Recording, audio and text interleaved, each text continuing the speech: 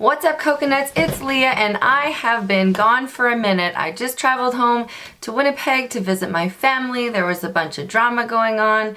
I broke up with my boyfriend. My parents decided to split after 40 years. I got laid off, had to apply for a new job, started yesterday.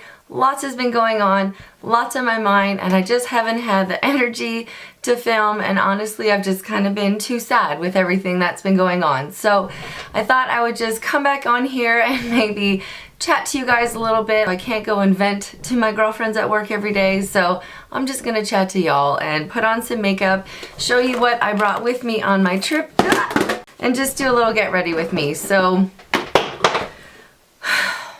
I've already got moisturizer on, so I'm just going to go ahead and pop into a really good foundation combination for me, which is the Flower Beauty Light Illusion. This is in the shade Nude L3, and I've been mixing it with this Rimmel Lasting Finish 24-hour, 25-hour breathable medium coverage foundation. This is in the shade 300 Sand, and this is just like a little bit darker and a little bit more red toned, whereas this is like a little bit more yellow toned. So these have been working on a really good combination for me.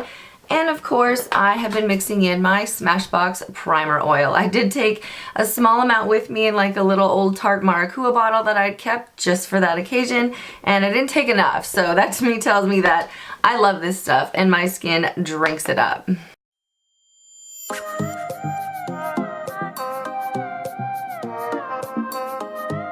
It's not like the easiest way to mix up foundations, but it works.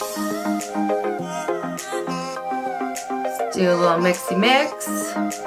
Pop it on the areas from my finger where I need a little more coverage. Take my dampened beauty sponge and away we go.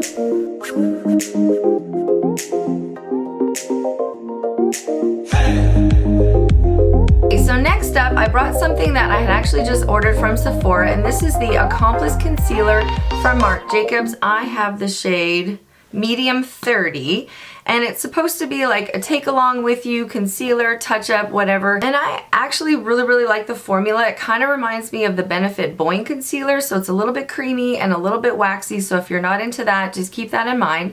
And I don't actually love the shape, because for me, when I think of concealer, I'm like wanting to put it under my eyes. And this like heavy round cylinder, it just kind of does that. Like it doesn't really apply perfectly. So what I've been doing, I either just tap my finger on there and then just tap it on, or my favorite way to do it, just get that done, is with a precision angled brush. This is a P84 from Sigma. It's like a nice duo fiber but pretty dense brush, and I just go right onto the product and then just tap it onto where I need it. Just has a really nice coverage, and I find that even though it's like pretty close to my skin tone, like it's not like super brightening, I do feel like my under eyes are brightened now. Hooray, because I'm so tired. And then like boom, spot concealed. Spot and gone. And I do feel like this stuff like lasts a pretty long time. Like I'm someone that kind of does this sometimes when I'm at my desk. I try not to, but I do feel like I don't really need to touch up until my makeup's been on for like 8-9 hours, and then at that point it's ready to come off. This wasn't the cheapest thing in the world, but you do get quite a bit of product. But I've been using it for a couple weeks and there's still like a ton left, like a ton. Like that's gonna last me quite a while. Really nice packaging as well. I mean, it's Marc Jacobs, it's pretty bougie, has a nice like satisfying click to it, so you can throw it in your purse. It's not gonna break, it's nice and protected. Okay, so the next thing that I use every single day, not just when I was gone, but every single day of my life since I bought it, is the Milk Makeup Matte Bronzer in Baked. This stuff is my absolute favorite, and like I said, I've used it like every day. It's so quick and easy. Boom, boom, boom, boom, boom. And I just use my fingers or a brush, or if I go too heavy, I blend it out with a sponge. It is the most beautiful, natural, and forgiving bronzer I've ever used in my life.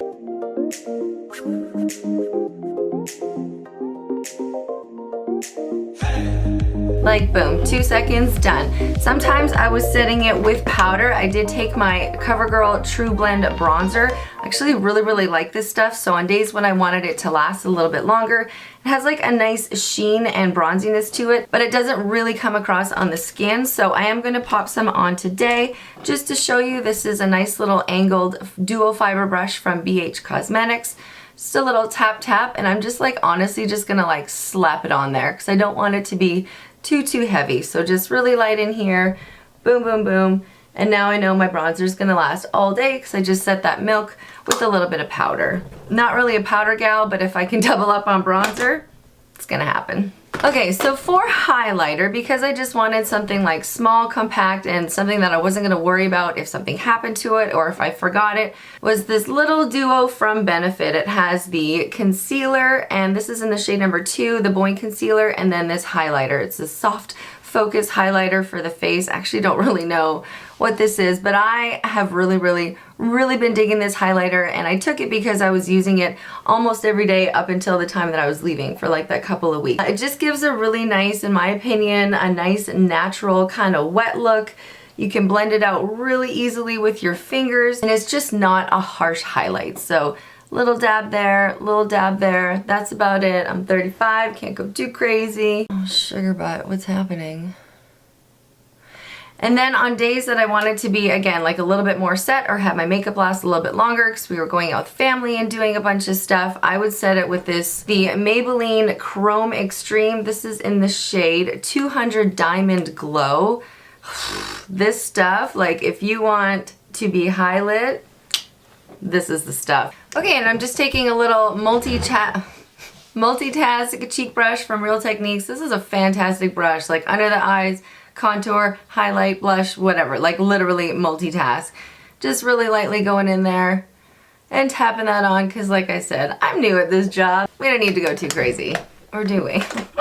Okay, so for blush, I actually took 3. I took one of my new favorites. This is also new at Sephora from Incredible. This is the Bounce Blush in the shade Be My First Kiss.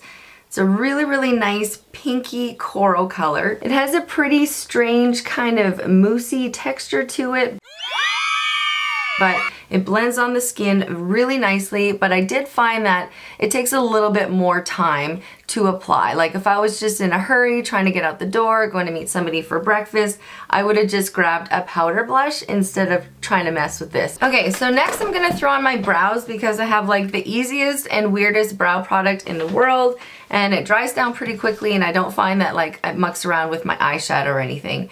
This is the Sculpting Brow Mascara, from the Brow Drama line from Maybelline. And it, when I first opened it, I was not expecting this guy to come out. It is super weird. It takes a minute to figure out how to use it, but I just go in ham, like just like this, boom, boom. You get a little bit, a deposit of product. You can move it around fairly easily. This is in the shade Soft Brown, and it's just like that. Like here's not done, done. And that took 8 seconds? Yeah. So I just backcomb it through my brows. Now I don't think that this would work on folks that have like really thin brows because it might be a little bit too big and it might become messy, but for somebody like me who has like kind of thick brows, I didn't overpluck in the 90s, so I still have quite a bit of like volume with my brows. So this one works really well, and it has a really good hold. It dries down, you can feel it. I was setting it with my Anastasia brow gel, just the clear stuff, just to make sure it wouldn't move. But I found that I didn't need to do it. Like I didn't use it one day, and like 8 or 9 hours later I was like, oh, they're still kind of firm. So they do feel a little bit hard when they dry down, so if you don't like that, keep that in mind. But they will last you and look really good all day, like all day. Okay, so last up we have the eyes. Of course I took my MAC paint pot in Soft Ochre because it's just classic and it's my favorite. I know that it's gonna work every time. It's in a little glass jar, so I'm not worried about anything happening because it's nice and sturdy. For eyeshadow, I just took a few options. I took the Natural Matte Palette from Too Faced, so a little bit cool toned, a little bit warm toned. You've got your base colors, your transition shades. This to me was like the perfect palette to take for my taste. Because this doesn't have like any shimmers in it at all, I brought a couple along with me, just a couple of singles that I knew would travel well. First one is from Incredible as well. This is the Eye Pigment in Daily Drums. And it has like this weird like duo, triple kind of chrome feel to it. It's like champagne silver with flecks of blue and green, if I, you know, just had to describe it. So here we have a swatch that's just one pass. I'll do one more just to kind of show how you can build it up. Like you can see on my finger, it's super reflective and super pigmented, but when you spread it out over your skin, it just gives this really nice wash of shimmer. So I was putting that over top a little bit, just sort of in the inner corner, which I will do this morning as well. The other one that I took was my Super Shock Shadow in the shade Ladybird from ColourPop. This is the only thing from ColourPop that I have, and it makes me want to buy everything. It is the most beautifully, highly reflective champagne shadow I have ever used. You can see a little bit of sparkle to it. Do another pass again just to show you. Here it is on my finger, like, hello. You can see flecks of glitter, but I actually kind of like that because it gives this beautiful natural wash of shimmer, just like you got sprayed with like diamonds and love. Like this is my favorite. I might actually use this today instead of the Incredible. We'll see, we'll see. So I left kind of the base of my lid mostly blank just so that it'll pick up a little bit more of this color pop. But like, oh, I love this stuff. It has like a translucent property to it that sort of allows the shadows underneath to peek through, which I really think is quite pretty. So I'm just gonna go back in, blend it a little bit, finish it off with a little Radiant Lasting Mist from Rude Cosmetics. Literally the favorite part of my day. Shit you not.